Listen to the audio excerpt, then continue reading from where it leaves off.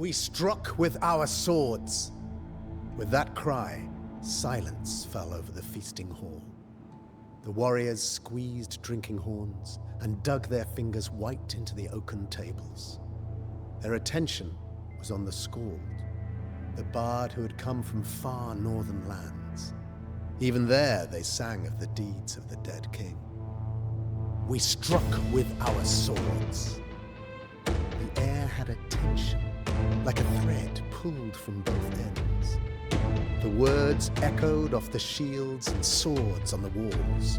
They rang off the arm rings melted from golden relics and bejeweled chalices, plunder taken in raids that left trails of bodies and rising smoke before the Black Raven banner. We struck with our swords. The Skald rose and the warriors stood with him, horns and sword hilts in hand, spears raised and glistening as the flames danced shadows over their faces. The Skald spoke of their king, and all knew the story well, for they too had sailed on the Great Whale Road and were as wolves engorging themselves on those foreign shores. We struck with our swords. The warriors beat their swords against oaken shield. It was a louder clamor than could be heard at the walls of Paris. The Skald needed not say another word, for his tale could be heard in that uproar. The clattering of strong warriors told the saga better than any mere words sung from a Skald's wet lips. For all knew the saga of Ragnar Lothbrok.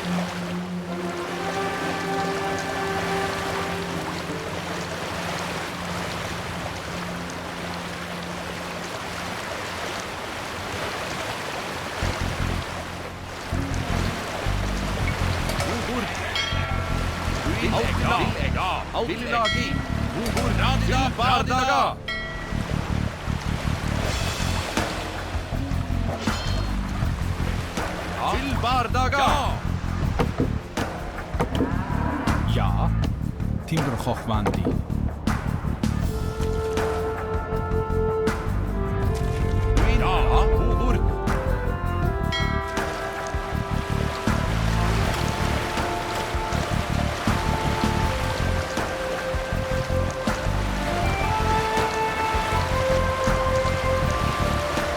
From the northern fjords, so big that no horse may bear his weight, Hrolfr the Ganger, destined to father dukes and kings.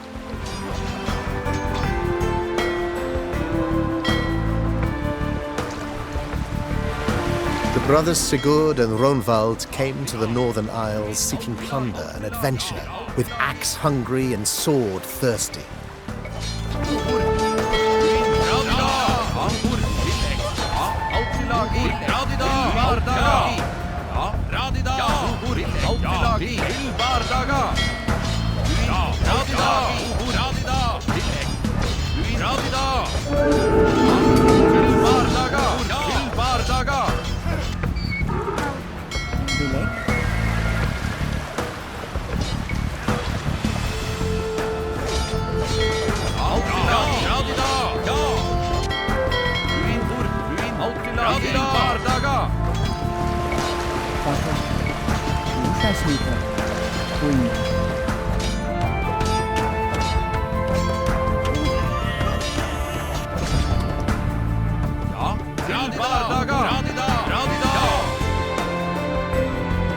Radida!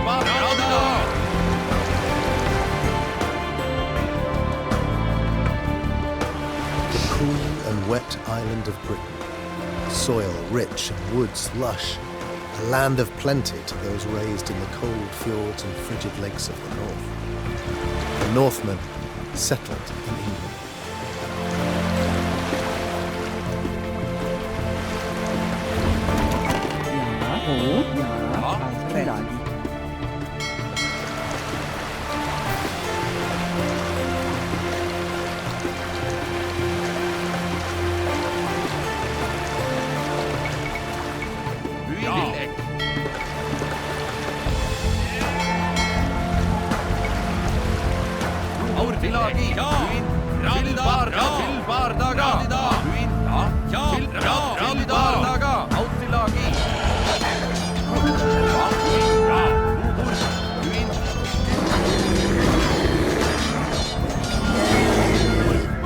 By the spilt blood of her hound and bear, Ragnar proved himself to the fearsome shieldmaiden Largertha, who fought with her hair loose over her shoulders.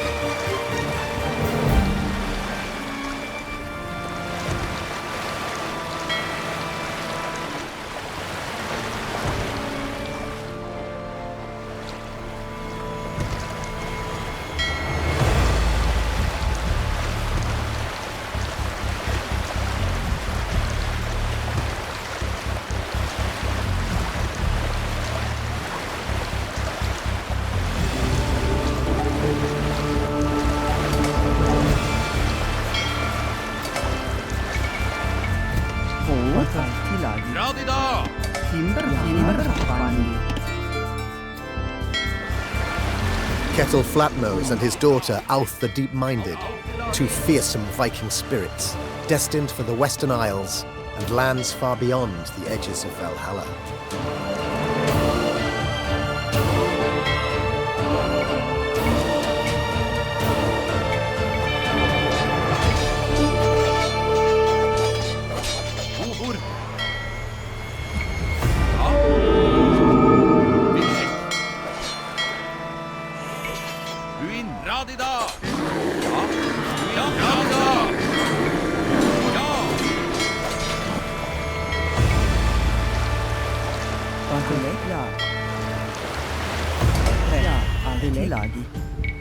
Smither. Ja.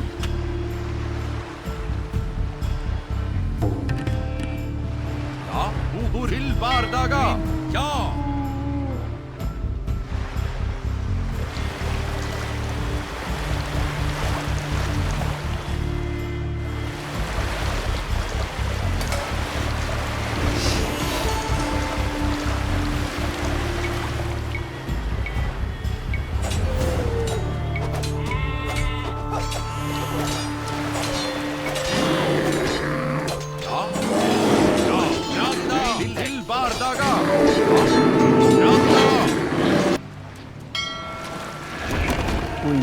Fiskiman tilagi.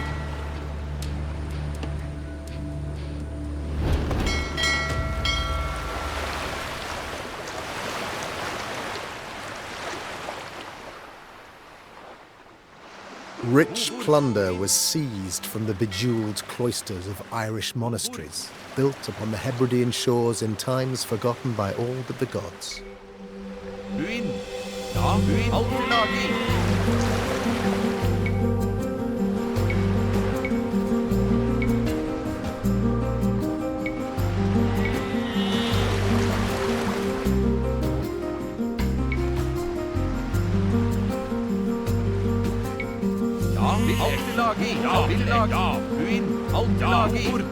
Til bardaga.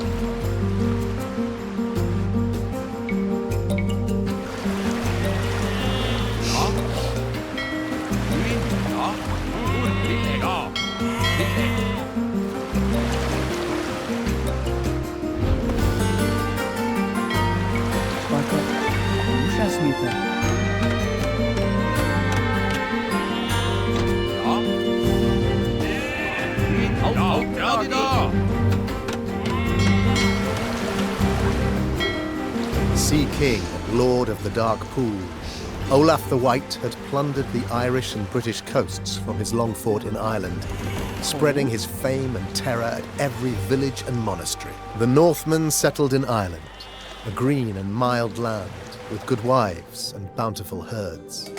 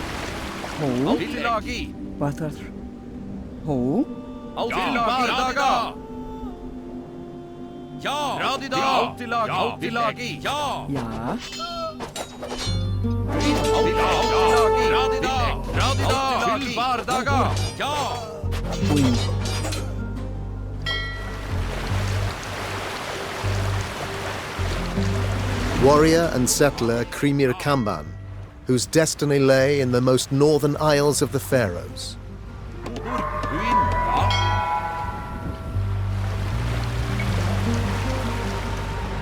Ja. Buin, Ushasmitter. Uin Autilagi. Ja. Til Bardaga. Ho, Rek. Butter. Ubur. Uin Autilagi. Ja. Ubur. Autilagi da. Ja. Autilagi. Ja. Radida. Ubur. Autilagi. Til Bardaga.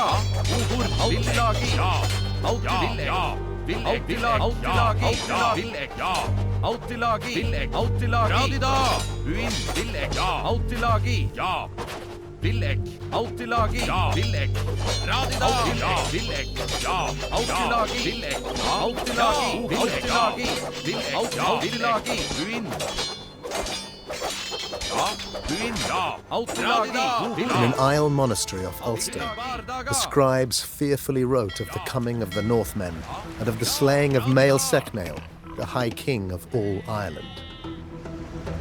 Bilek. Ja. Villek.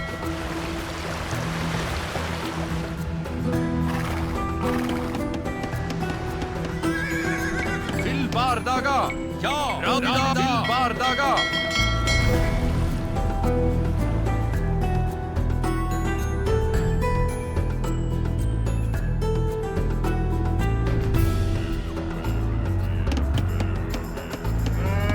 Autilagi. Villek. Ja. Autilagi. Autilagi.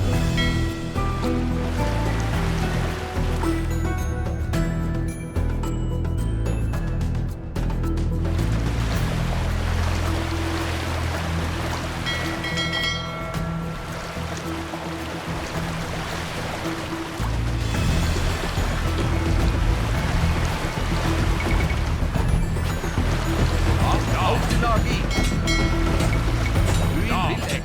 Radida. Villek. Ja. Tila. Rek.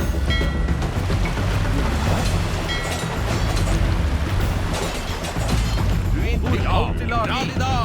Til Bardaga. Butter. Timber Hafandi. Ja. Autilagi. Radida.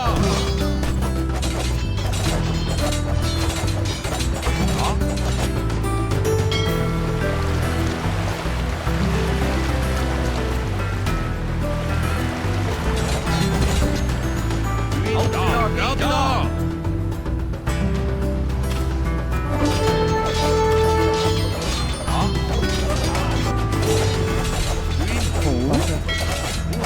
Rek. Tila. Rek. Ho. Buin. Ho.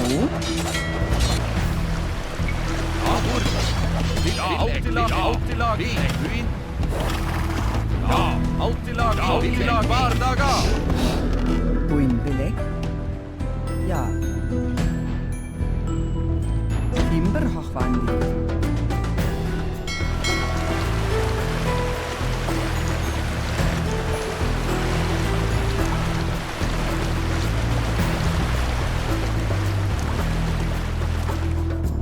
Ubur. Butter. Bilek. Uin. Ja. Ubur. Autilagi. Ho. Uin.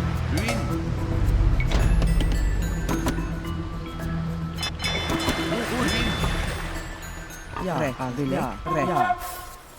Rek. Altilagi. Bilek. Rek. Butter. Ja. Ushasmitter. Ja. Villek. Autilagi. Buin. Ja. Ho. Ja. Buin. Bilek. Rek. Altilagi. Bilek. Ushasmitter. Ushasmitter. Ja. Bilek. Ubur. Villek. Ja. Butter. Rek. Ushasmitter. Ja. Bilek. Altilagi. Fiskimatter. Autilagi. Villek. Ja. Autilagi. Radida. Buin. Timber Hafandi. Ho. Ja.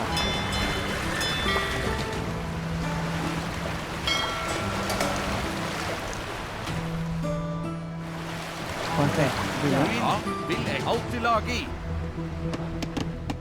Ubur. Ja. Timber Hafandi. Uin. Ubur. Altilagi. Buin. Ja. Altilagi. Bilek. Through the fires and smoky ruins came Eysteinn, plunderer of Brittany and Francia, who raided the coasts of Muslim Spain and Christian Italy.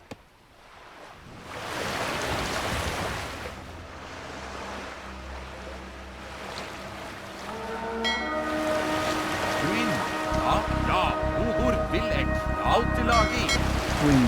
Ja.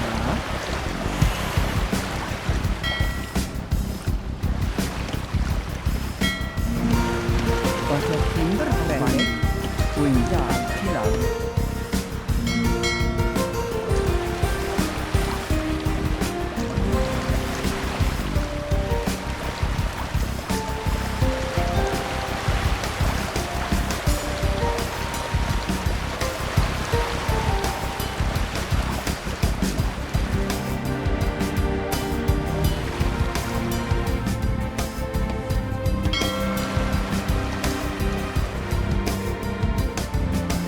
Shield time!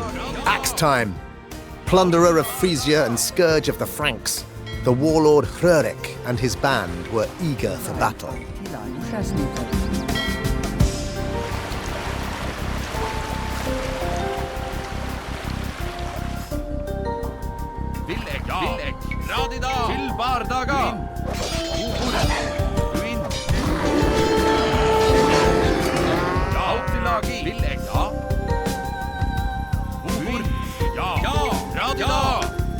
Frankie, a rich land that could make any Viking lay down his axe for the plough. The Northmen settled in Francia.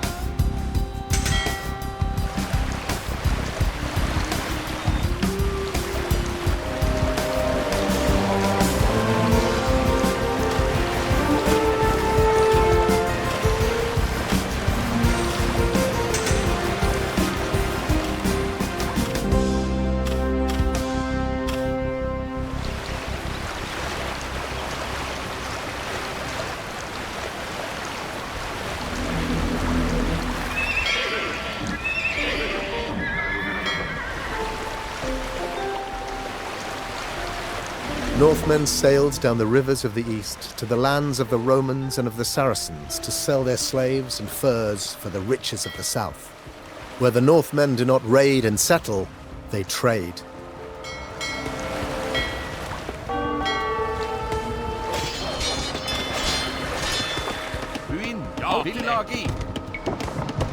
Queen. Timberhochwandi. Ho, Húsasmithar.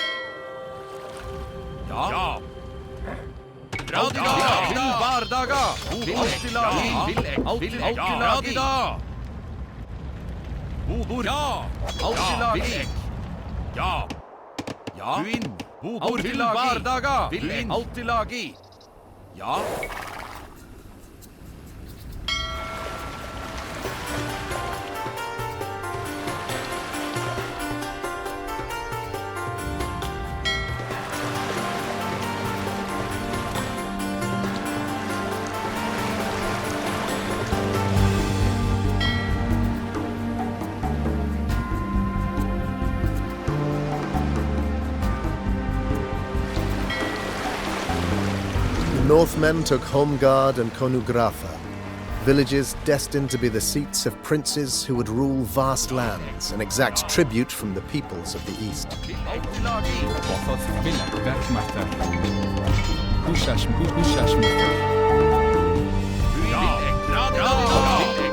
Rurik, called upon by the northern Slavs to rule over them, had come to Garthoriki to fulfill the course chosen for him by the gods.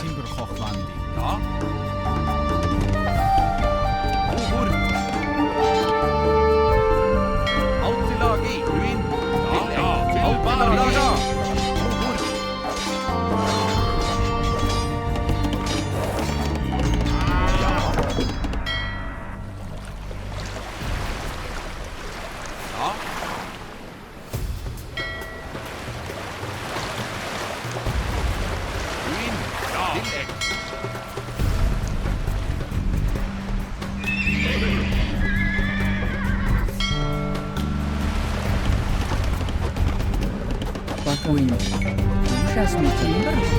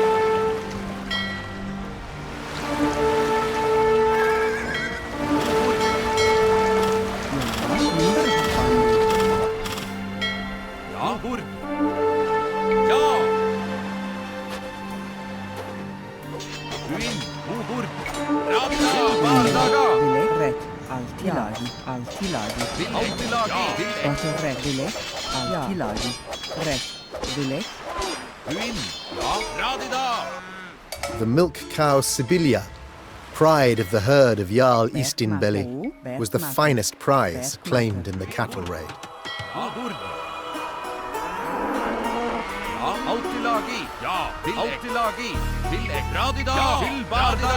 Beauty and wisdom hidden in peasant soot. Asluag, daughter of Sigurd the Dragon Slayer, had concealed herself until her truth was discovered by Ragnar.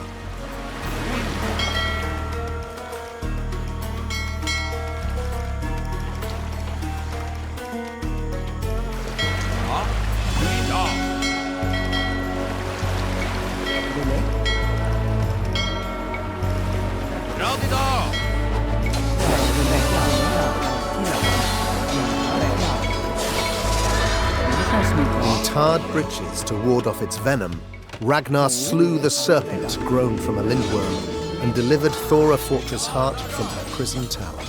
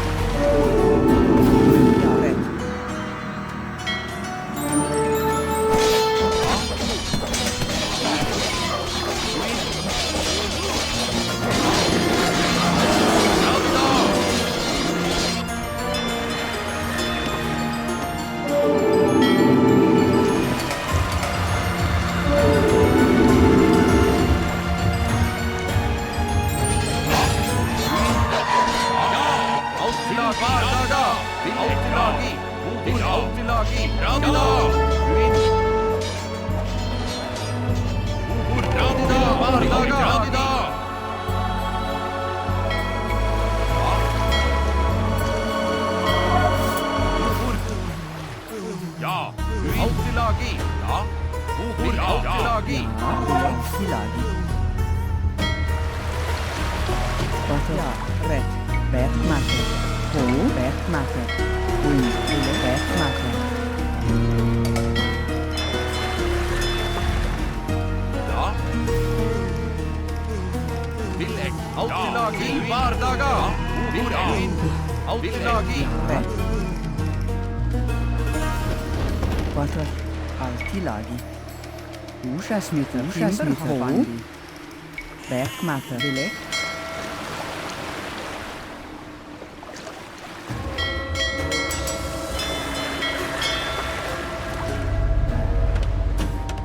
Altilagi. Ja. Vilek.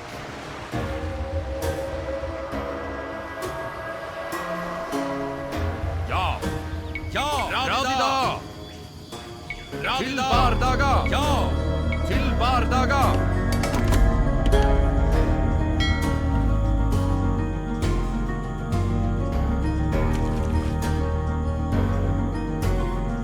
Across the dark vastness of the Great Whale Road lay a land known only to the gods, a land of fire and ice, so close to Valhalla. With the way crossed, the power of the unknown sea would not rot ships set for that land. Radida. Radida. Ho. Altilagi. Red. Ushasmita.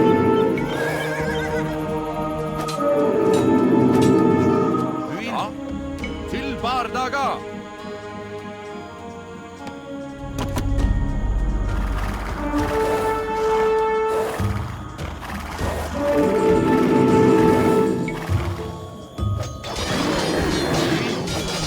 Radida. The land-taking came upon the land of fire and ice, as those who could not seek more fortune in the old Norse lands came for adventure. The Northmen settled in Iceland. Ja. Altilagi. Ja. Gunnar Hamandason, who came to Iceland to be chieftain. No one could match him in battle, sport, or drink. Ja. Altilagi. Wing. Agnes matter. Ho. Red. Abur. Altilagi. Altilagi. Altilagi. Altilagi. Til Bardaga. Ubur. Ja. Altilagi. Ja. Altilagi. Vilek. Radida. Ja. Ja. Altilagi. Altilagi. Ja. Til Bardaga. Ubur. Altilagi. The gold of the Firish wolds was sold by King Hofra Kraka, who, chased by his enemies, let go of his riches to slow their pursuit. Altilagi. Ja. Altilagi. Altilagi.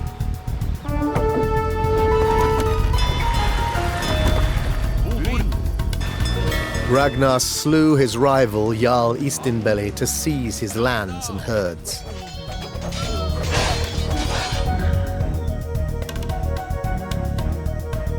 Radida.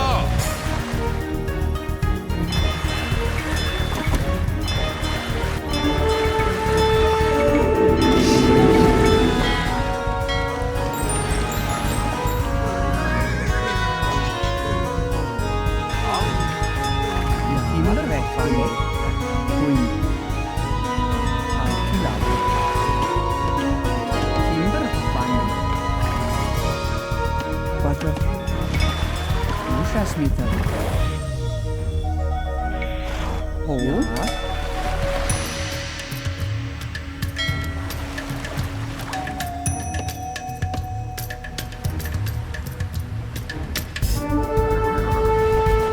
Altilagi. Ja. Ja. Radida. Altilagi.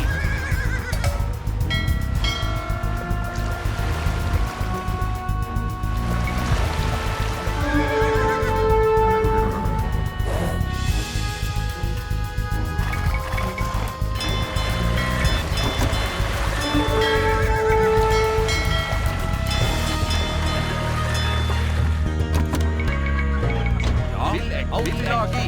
Uin. Ubur. Ja. Altilagi.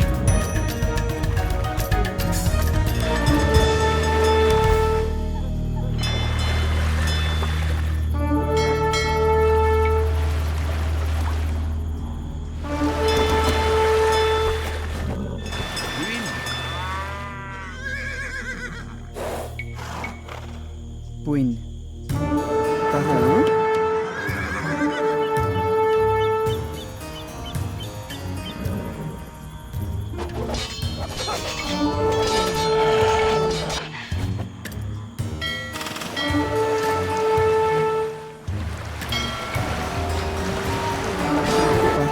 Bwyn. Úžasný.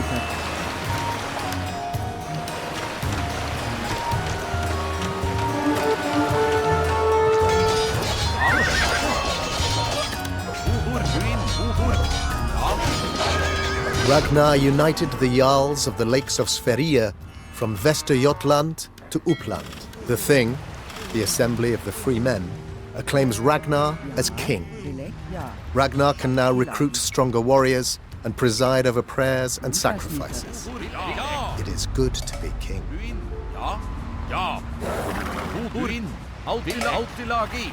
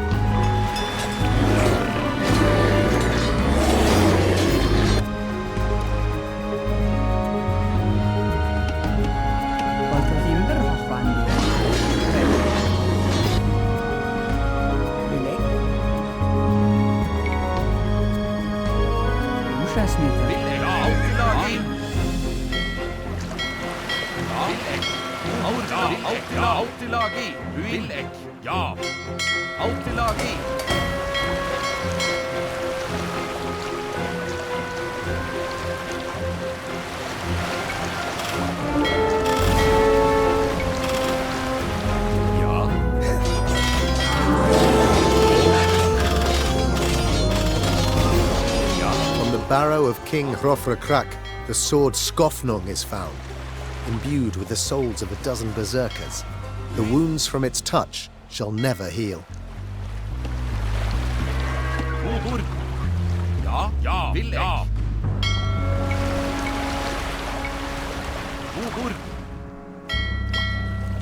Alltid lagi.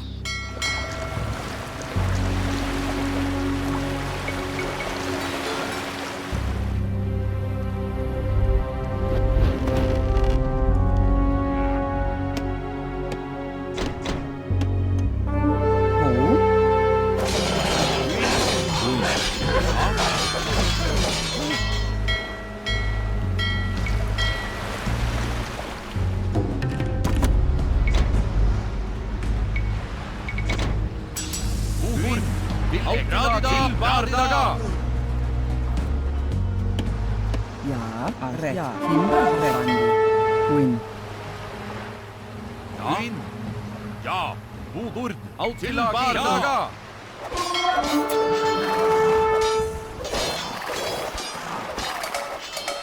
Ja.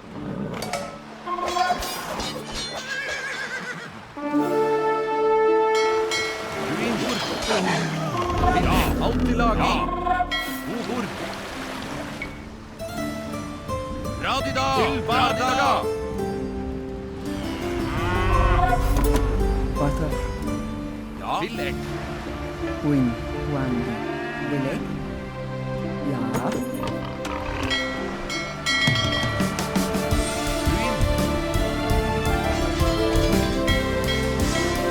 Bodord.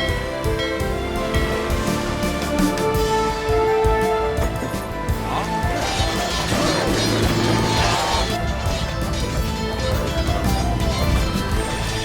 Vin.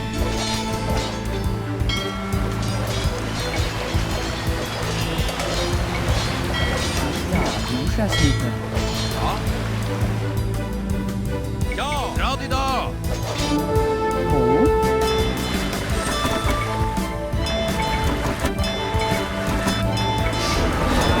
Vinbord. Alt til laga. Radida. Ja. Queen,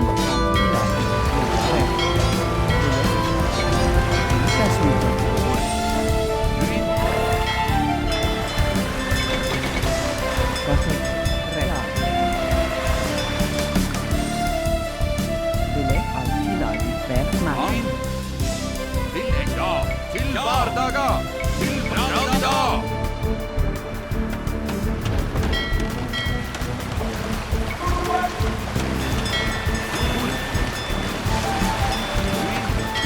Ho, Butter, Reka, Ushasmita,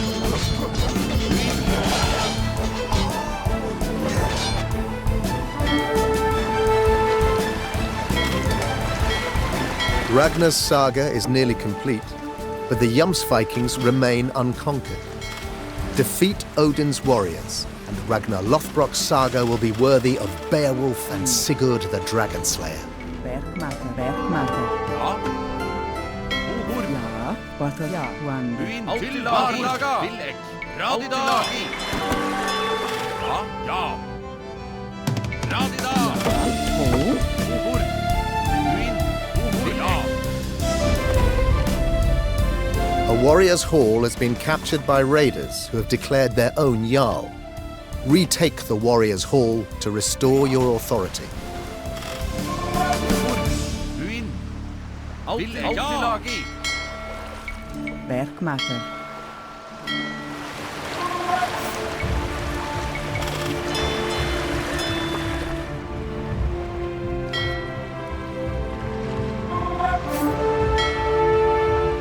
Ja. Tillegg. Ja.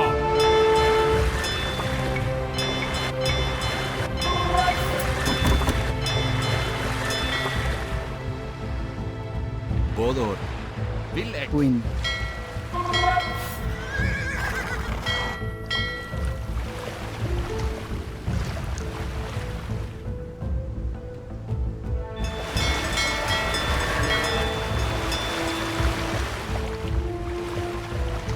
Vin.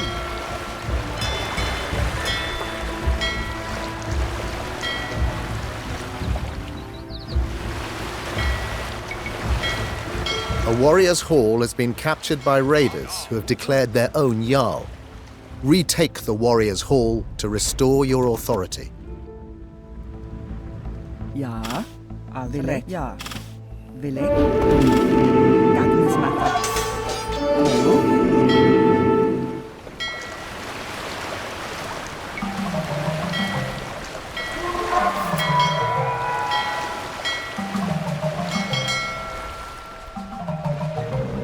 Alt til Radida. Ja.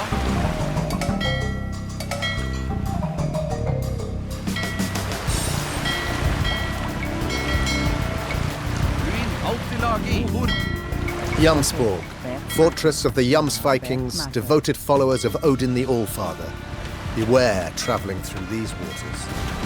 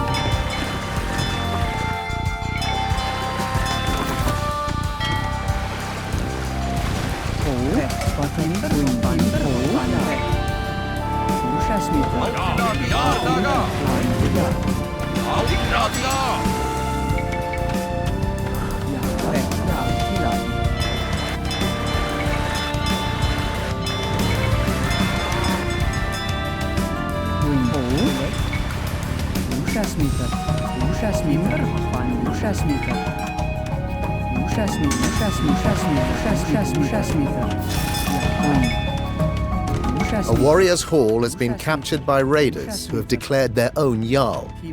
Retake the warrior's hall to restore your authority.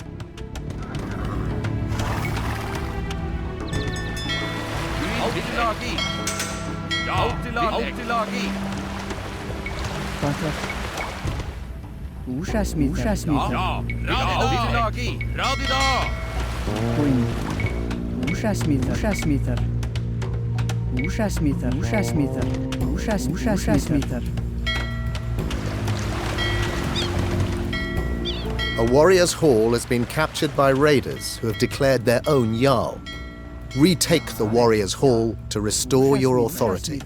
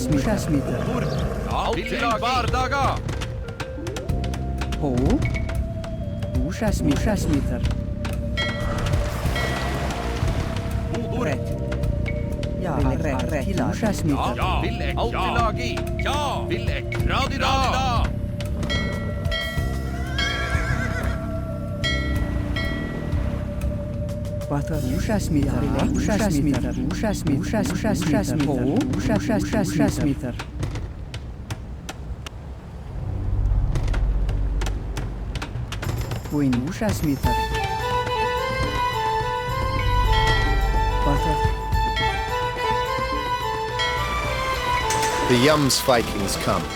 Ahead of their ships are Odin's ravens, relishing and anticipating the bloodsheds to come.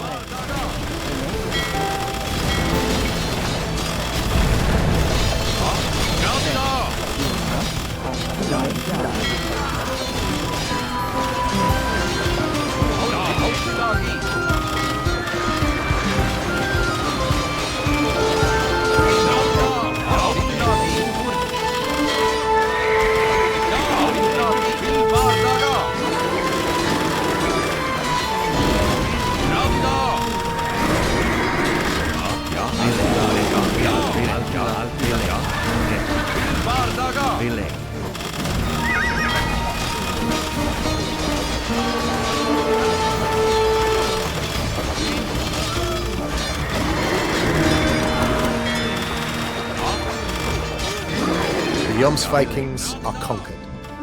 As quickly as they wrought bloodshed against their fellow Northmen, They now turn their fury against the enemies of Ragnar Lothbrok. Axe time! Shield time!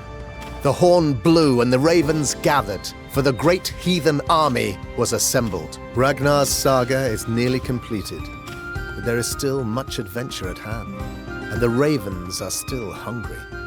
What else will the skalds sing of?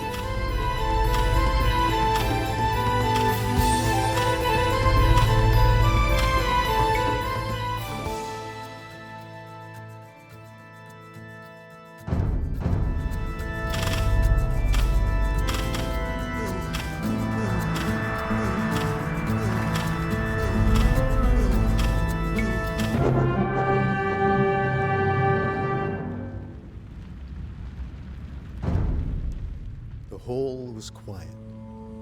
The shields and swords on the walls were silent too, for there were no words hanging on the air for them to repeat and echo. A mouse poked its head from a small crack and sniffed, as if expecting an empty hall it could pillage. Then it retreated. It smelled, but could not hear. Men, totally still. The skald had finished his tale, and the warriors sat mute, save for the quiet slide of tears down scarred cheeks. The skald had sung of their king, their dead king, nay, of their brother, for what closer bonds join men than that of battle, when war is mother of us all? For the skald had not sung of what had been, but what could have been. Not of how their king had fallen, poisoned and strangled in a snake pit, but of how he had conquered and tasted those rare glories reserved for the gods and the few heroes of the old sagas. It was a saga worthy of its name.